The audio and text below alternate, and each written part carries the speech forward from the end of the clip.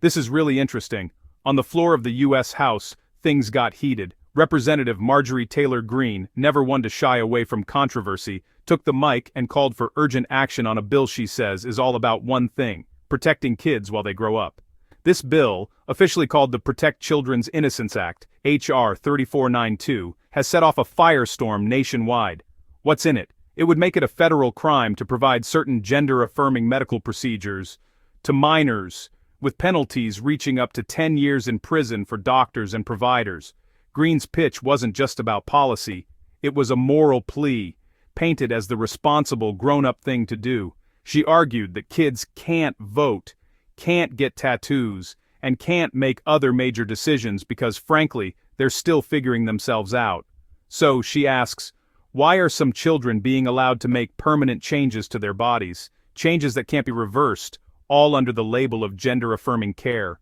For Greene, this isn't about politics, it's about duty. She says it's the job of adults to step in, to guard children from choices they may not fully understand. Now, here's where the outrage comes in.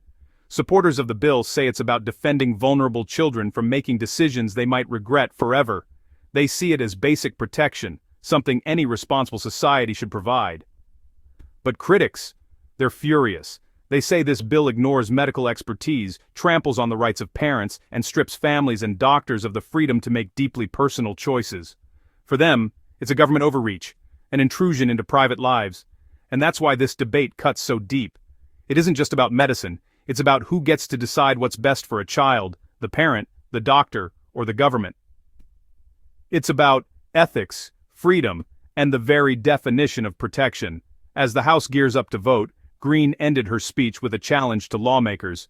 Do the responsible thing, she said. Protect kids now, so they have the chance to make their own choices when they're adults. This moment, raw and emotional, shows just how much is at stake, on both sides. The conversation around this bill isn't going away. If anything, it's only getting louder, reshaping how Americans talk about childhood, rights, and the role government should play. If you want more clear, no-nonsense breakdowns of moments like this, hit subscribe and stay tuned. I promise, there's more to come. Thanks for watching. I'm here this morning to urge my colleagues to support the rule, which includes H.R. 3492, the Protect Children's Innocence Act. My bill criminalizes the genital mutilation, such as this young lady right here, and chemical castration of children, imprisoning offenders for up to 10 years. For far too long, children have been sexually exploited under the malicious falsehood of so-called gender-affirming care.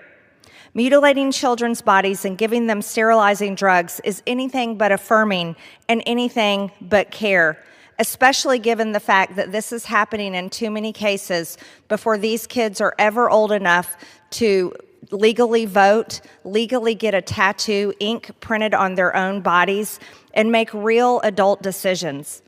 The same drug that has been used to chemically castrate sex offenders has been given to children who have been manipulated into thinking they were born in the wrong body. Everyone knows that children many times are confused about who they want to be when they grow up or about their identity, and the children are not to blame. It's our job as adults to protect these kids and allow them to grow up safely and healthy and not make decisions that last a lifetime, such as this right here that happened to this teenage girl. I urge my colleagues to vote yes to the rule, and I urge my colleagues to do the most responsible thing any adult can do for a child and protect them while they grow up. I yield back.